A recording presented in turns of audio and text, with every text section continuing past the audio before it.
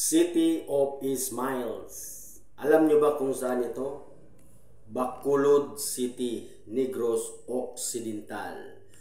At kilala din ang Bacolod sa kanilang Mascara Festival. Ang Mascara Festival ay isa sa pinakamakulay at pinakamasiglang piyesta sa Pilipinas.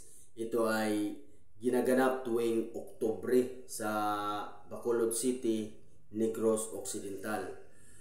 Ang pangalan ng pista ay kombinasyon ng salitang mas or maraming tao at ang cara ay mukha.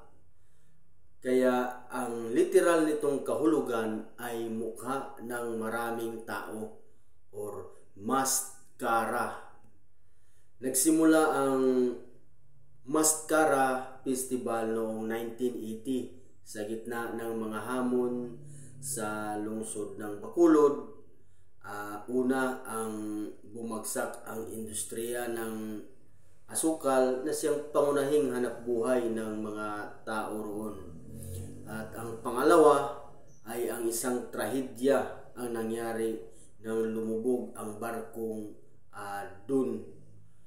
MV Don Juan na ikinasawi ng maraming residente ng Negros. Ito ay upang magbigay ng pag-asa, pagkakaisa at kasiyahan sa kabila ng trahedyang ito. Inilunsad ang Mascara Festival bilang isang paraan ng pagpapakita ng positibong pananaw sa buhay. Tampok sa Mascara Festival ang iba't ibang aktibidad gaya ng street dancing competition, mascara queen, pageant, electric mascara at iba pa. Ang pagdiriwang na ito ay higit pa sa isang selebrasyon ng kasiyahan.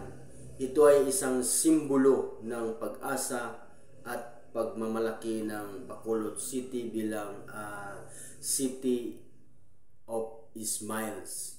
So, Bacolod City ay ang tinaguriang City of Smiles. So, sa inyo, ano bang tawag sa siyudad sa inyo?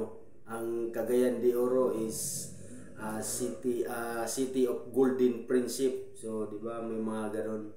So, ang Bacolod ay kilala din sa industriya ng asukal. So sila ang isa din sa nag-supply sa atin sa buong Pilipinas in terms sa asukal, sa pati na rin sa ibang bansa. So Bacolod, Negros Occidental, Mascara Festival.